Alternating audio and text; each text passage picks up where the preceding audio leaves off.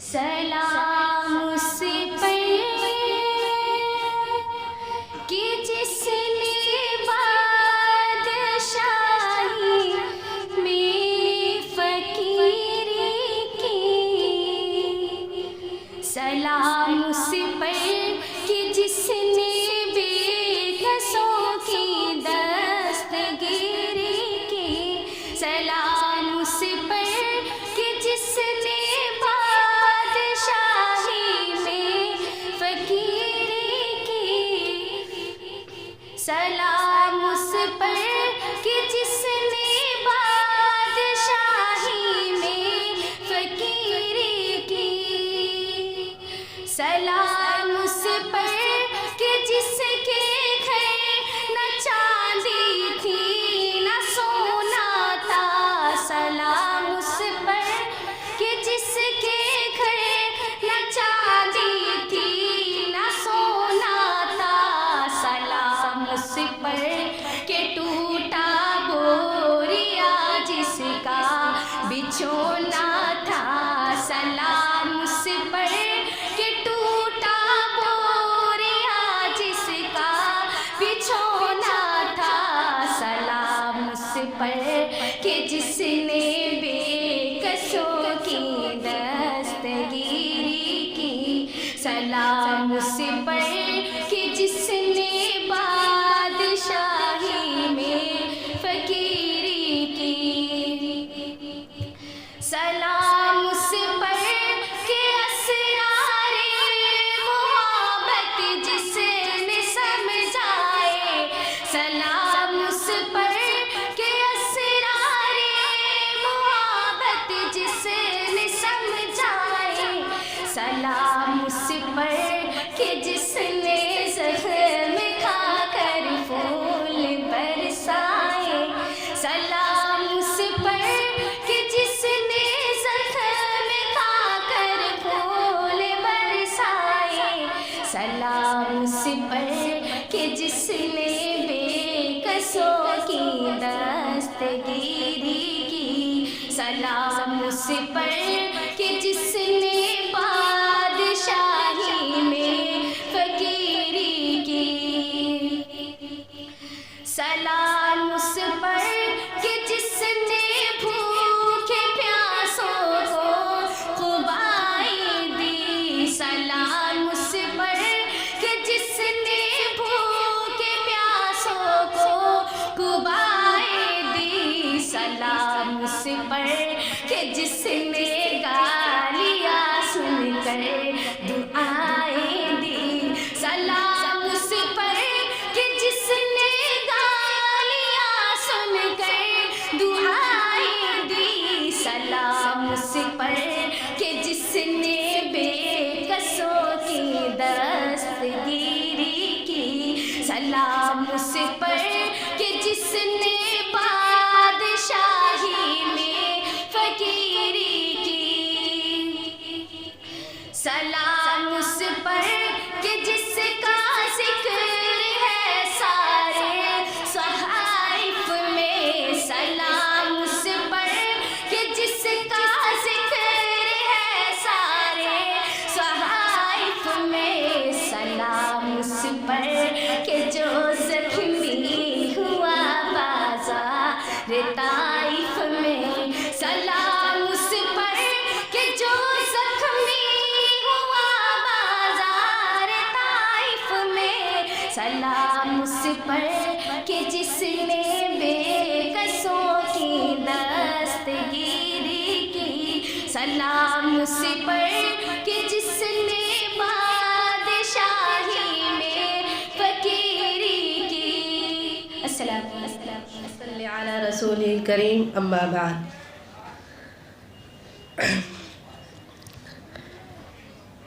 یہ مدرسہ ہے کوئی میکدہ نہیں ہے ساقی، یہ مدرسہ ہے کوئی میکدہ نہیں ہے ساقی، یہاں کے خاک سے انسان بنائے جاتے ہیں۔ برادران ملت،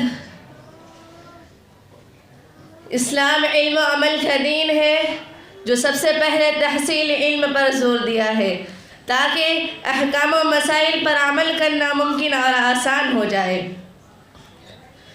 کیونکہ کسی بھی حکم کو جانے اور سمجھے بغیر اس پر عمل کرنا اور اس کا حق ادا کرنا ممکن نہیں۔ اگر آپ کو جہاز چلانا ہے تو چلانے کا علم سیکھنا ہوگا، اگر آپ کو موٹر گاڑی چلانا ہے تو چلانے کا علم سیکھنا ہوگا، اگر آپ کو ڈاکٹر بننا ہے تو ڈاکٹری کا علم سیکھنا ہوگا۔ تو پھر یہ کیسے ہو سکتا ہے کہ عبادت کا طریقہ سیکھے بغیر عبادت کرے، شریعت کا علم جانے بغیر شریعت پر عمل پیرا ہو سکے؟ یہی وہ حکمت تھی کہ اسلام نے سب سے پہلے پڑھنے کا حکم دیا ہے۔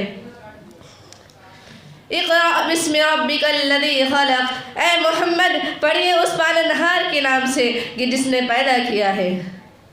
هو الذی بعث فی الامیین رسولا منہم یتلو علیہم آیاتہ ویزکیہم ویعلمہم الکتاب والحکمہ، وہی ہے اللہ کہ جس نے ان پڑھ لوگوں میں سے انہی میں سے ایک رسول بنا کر بھیجا جو ان پر قرآن کی تلاوت کرتے ہیں اور ان کے دلوں کا تزکیہ کرتے ہیں۔ حضرات گرامی،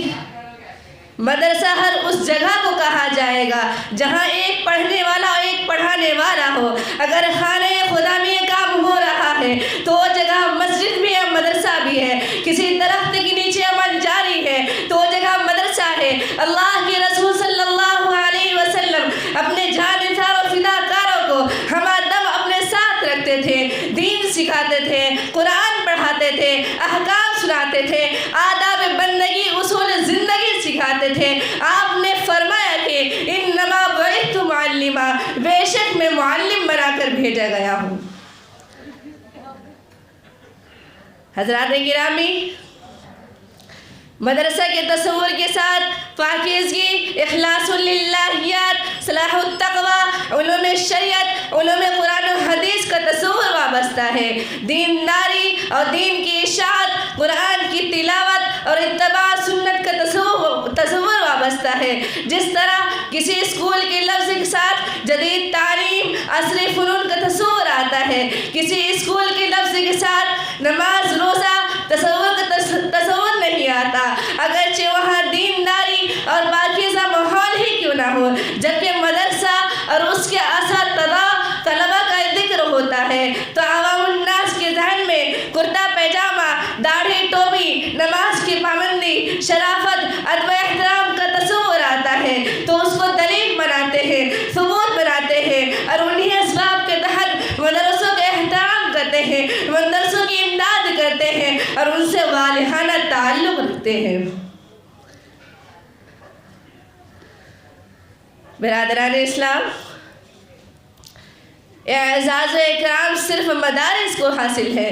کیونکہ ان کا تعلق براہ راست نور نبوت سے ہے، نور توحید سے ہے۔ غار حرا دنیا کا پہلا مدرسہ ہے جہاں زمین و آسمانی کا نورانی تعلق قائم ہوتا ہے۔ رحمت للعالمین رسول عربی صلی اللہ علیہ وسلم کا، وارثین صلی اللہ علیہ وسلم کا وابستہ جبرائیل علم تعلیم دیتی ہے، اقرا کا تعلیم ہوتا ہے، علم و قلم کا ذکر ہوتا ہے، خدا کے نام سے تعلیم شروع کرنے کا حکم ہوتا ہے، یہ بتانے کے لیے کہ اسلام میں مدرسہ کو پہلا مقام حاصل ہے، مدرسہ کو سب سے زیادہ اہمیت حاصل ہے، کیونکہ اقرا کا کارواں یہی سے چلے گا، نبوت کا قافلہ یہی سے چلے گا، توحید کا نور یہی سے گونجے گا، شریعت کا پیغام یہی سے گونجے گا۔ اسی کو علامہ حالی نے یوں فرمایا ہے کہ اتر کر حرا سے سوئے قوم آیا، اتر کر حرا سے سوئے قوم آیا، ایک نسخہ کیمیا ساتھ لایا۔ حضرات گرامی، ہجرت کے بعد مسجد نبوی اسلامی تربیت گاہ اور درسگاہ بن گئی تھی، صفہ دارالاقامہ بن گیا تھا۔ اصحاب رسول اسی طرح مزاج اصحاب رسول تھے جن میں کا ہر فرد مدرسہ چلاتا تھا، چلتا پھرتا مدرسہ، جہاں گئے درس قرآن دیتے، جہاں گئے درس حدیث دیتے، بعض نے حلقہ بنا دیا، دور دور سے مطلع شان حق آتے تھے۔ اسی طریقے سے ہر علاقے میں مدرسے بنتے گئے، اسلام کا کارواں بڑھتا گیا، علم کا پرچم لہراتا گیا، نور علم جہالت کے تاریکیوں کو دور کرتا رہا۔ برادران ملت، میری ماں اور بہنوں، اسلام و شریعت کے ماہرین انہی مدارس سے پیدا ہوتے ہیں اور آئندہ بھی ہوتے رہیں گے۔ اصحاب رسول ہو کے تابعین اکرام سب انہی مدارس سے فارغین ہیں۔ پھر امام اعظم، امام مالک، امام شافعی، امام احمد، امام بخاری، امام ترمذی، امام غزالی، پیران پیر عبد القادر جیلانی، معین الدین چشتی اور نظام الدین اولیاء جیسے مشائخ انہی درسگاہوں سے نکلے اور قلوب کو منور کیا۔ برادران ملت، مدرسہ مسلمانوں کی شان ہے، مدرسہ سے عقیدہ کی حفاظت ہے، مدرسہ سے شریعت کی پہچان ہے، مدرسہ سے قرآن کی حفاظت ہے، مدرسے کے ذریعے مسلمان خرافات بدعات سے دور ہوئے اور ہوں گے، مدرسے کے زوال سے مسلمانوں کی زوال ہے، مدرسے کی ترقی سے مسلمانوں کی ایمانی اور روحانی ترقی وابستہ ہے۔ عزیزان ملت،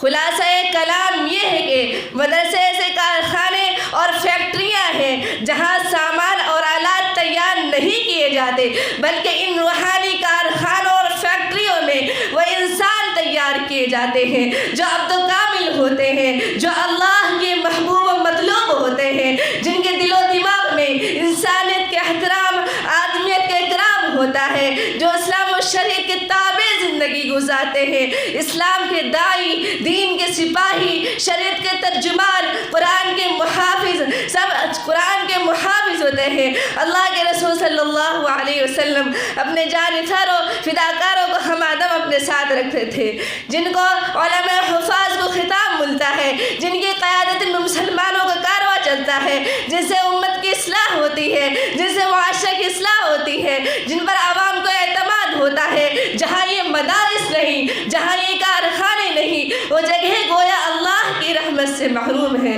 ایسی جگہوں پر جہالت و ضلالت پر پھیلاتی ہے، بدعات و خرافات رواج پاتے ہیں، برائیاں خرابیاں عام ہوتی ہے، اس لیے کہ اس کو روکنے والے نہیں ہوتے۔ مدارس اسلامیہ سے کٹ کر مسلم معاشرہ ترقی نہیں کر سکتا۔ لہذا مدارس اسلامیہ کے وجود کو غنیمت سمجھنا چاہیے۔